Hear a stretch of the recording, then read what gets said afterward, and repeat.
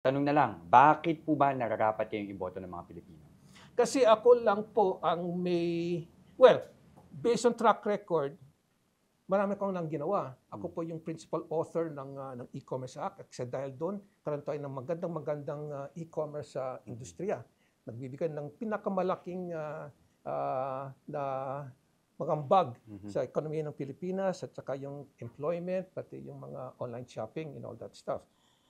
Yan ang track record ko. So pwede nyo sabihin na meron na pala akong ginawa. So siguro kaya ito. Now, AI is the one to do it and wala pang nakikita ko, wala pang magandang solution dyan.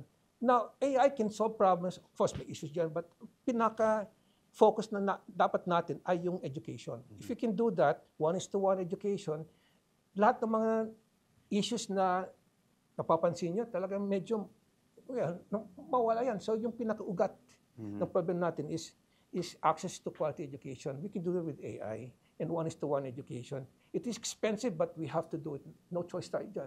And because of that,